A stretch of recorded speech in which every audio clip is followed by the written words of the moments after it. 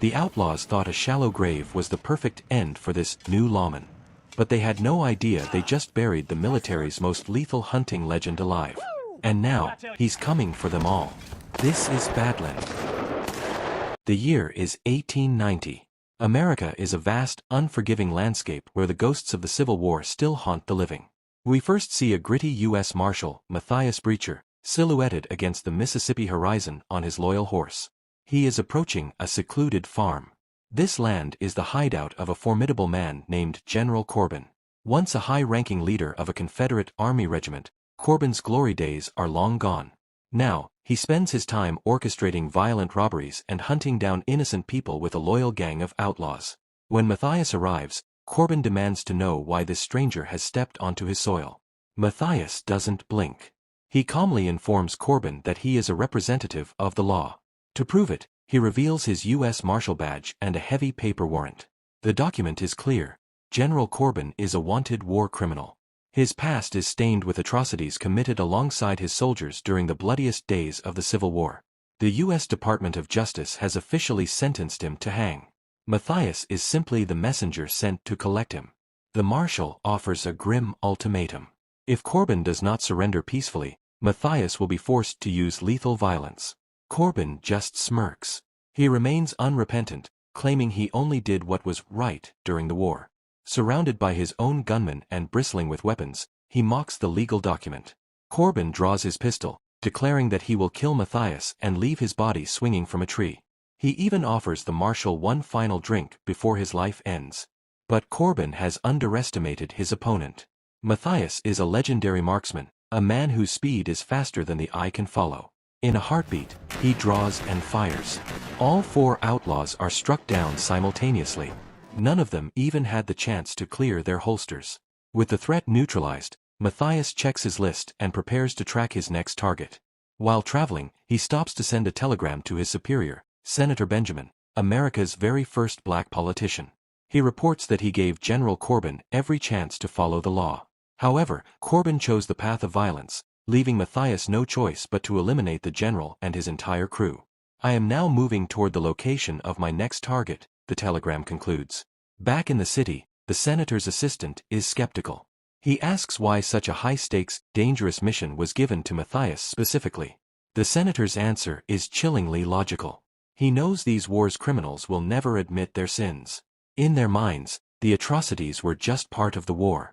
They will never surrender to a jailer or walk willingly to gallows. Matthias is the only man who can speak to them in the only language they truly understand: violence. As Matthias continues his journey, he crosses paths with a weary tracker and bounty hunter named Harlan. Harlan is frustrated. He tells Matthias that honest lawmen like him are actually hurting the business for people like himself. By executing high-value targets like General Corbin for free, Matthias is taking money off the table. These criminals have massive bounties on their heads. If Matthias keeps killing them for a government salary, poor bounty hunters will starve. Matthias remains unmoved. He tells Harlan that he isn't motivated by greed, he is simply doing his sworn duty for the salary the government provides. Harlan isn't satisfied. He issues a stern warning: if Matthias interferes with another one of his targets in this territory, there will be blood. Harlan leaves, and the tension lingers in the air. The next morning, Matthias resumes his trek. He moves through the territory, questioning locals, searching for a man named Major Reginald Cook. Cook's crimes are particularly heinous. During the Civil War, he allegedly ordered his soldiers to burn an entire village alive. After days of searching, Matthias finally locates a lonely farm on the outskirts of the city. Outside the house, he finds Major Cook's daughter, Sarah. She is a sharp-eyed woman holding a shotgun steady against 3 local thugs. These men are trying to intimidate her into giving up her land. When they see a federal marshal approaching, the cowards quickly retreat. Sarah immediately turns her weapon toward Matthias, suspicious of any newcomer. Matthias raises his hands, assuring her he has no interest in her farm. He is only there to speak with her father, Major Reginald. Sensing he isn't a threat, Sarah lowers her guard and invites him inside. As they talk, Matthias learns a tragic truth. Major Reginald is a shell of his former self. He is dying from a severe case of pneumonia that followed a brutal fever. Without proper medical treatment, his time is running out. Matthias chooses to keep his true mission a secret from Sarah for now. When he finally sits down with the major, he sees a man who is incredibly weak and frail. Matthias shows him the badge and the warrant from the Justice Department. Unlike Corbin, Reginald does not fight. He openly accepts his sins, admitting to the horrors of his past. However, he makes one final plea. He asks Matthias not to take him to be hanged. He is already dying and likely has only a few weeks left to live. Matthias, seeing the man's condition, makes a rare concession. He decides to stay at the farm for a few days to act as a witness to the major's natural passing. Sarah arranges for Matthias to stay in the barn. Over the next several days, a quiet bond begins to form between the lawman and the daughter of the man he came to execute. Matthias helps Sarah with the grueling daily chores. He soon discovers that a local landlord named Fred is the one trying to steal her land. Fred and his goons have been harassing the family, knowing the major is too sick to defend his daughter. Matthias decides to handle the situation his own way. He rides to Fred's estate and offers him a fair sum of money to leave Sarah and her dying father alone. Fred, however, is a man of ego. He claims he doesn't need money.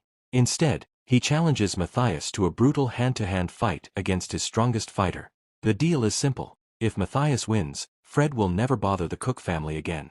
Matthias agrees. The opponent is a massive, physically superior man who initially pummels Matthias into the dirt. But Matthias is resilient. He catches his breath, finds an iron bucket, and uses it to turn the tide. In a flurry of calculated strikes, he brings the giant to his knees right in front of Fred. Victorious, Matthias rides back to the farm. When Sarah sees his battered face and bruised hands, she realizes what he did. He fought for her. He fought for her home. Deeply moved by his selflessness, she tends to his wounds with hot water. The lingering attraction between them finally sparks into a genuine romance. For a brief moment, the marshal finds peace. But that peace is shattered the very next morning. Fred, true to his villainous nature, breaks his word. He arrives at the farm with 3 armed men, intent on taking the land by force. Matthias reacts instantly, killing one henchman and wounding the others. Sarah rushes out with her shotgun, joining the fray. Even the dying Major Reginald stumbles out with his revolver, determined to protect his daughter one last time. In the chaos, Fred fires a shot that hits Reginald square in the chest. Seeing this, Matthias loses all restraint.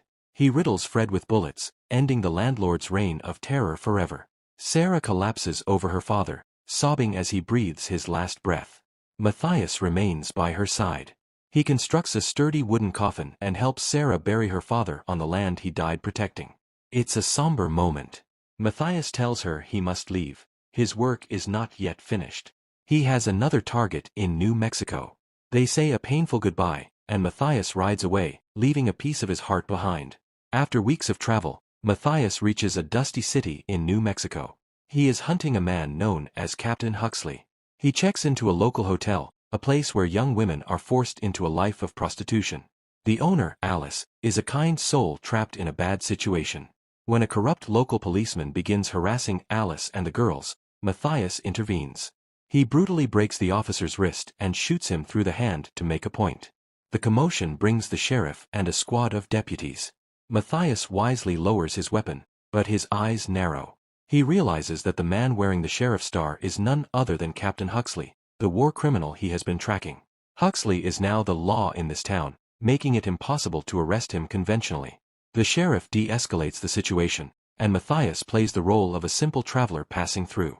That evening, Alice sneaks into Matthias's room. She begs him to flee. She explains that Huxley is a monster who runs the prostitution ring and will surely retaliate for the attack on his officer.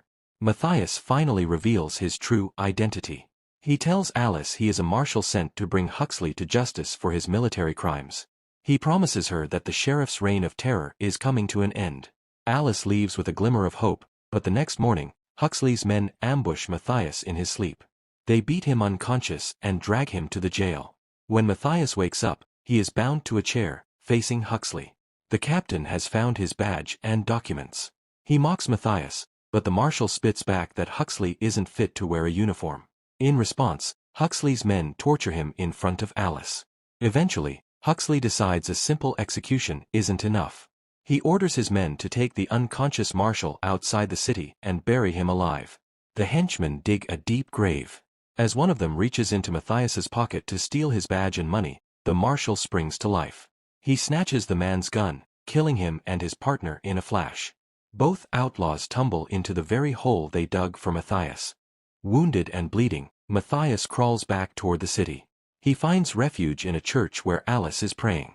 He hides there, resting and regaining his strength. Alice secretly brings him his gear and weapons.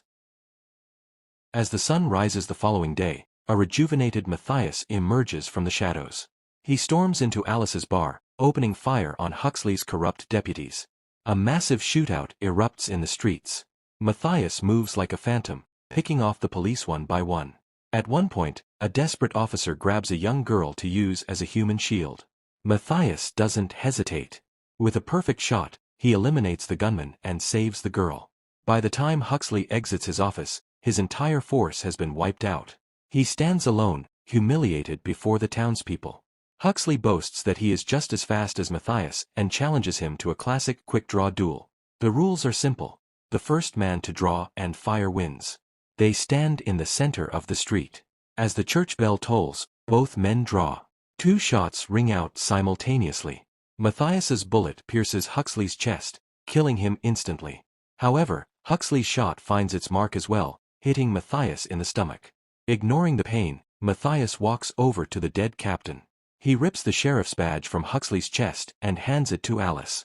"This city is yours now," he tells her. He climbs onto his horse, clutching his bleeding wound, and rides out into the desert. He travels until he can go no further, stopping to rest and bandage his injury. He is weak, fading, and ready to quit. Suddenly, Harlan, the bounty hunter, appears. Matthias tells him he is retiring from the life. As a final gesture, he gives Harlan the government paperwork for Huxley's bounty. "Claim the body, get your reward," Matthias says. Harlan, finally showing respect, thanks him and departs. With the last of his strength, Matthias turns his horse toward Mississippi. He reaches Sarah's farm, but as he approaches the house, he collapses from his saddle. Sarah runs to him, her face lighting up with joy and relief. That's the end of this journey, but the story continues right here. If you enjoyed this breakdown, click this next video to see another masterpiece you won't believe. What did you think of that ending? Let me know in the comments, and hit subscribe to join the CinemaNed family. I'm your host, stay cinematic, and I'll see you in the next one.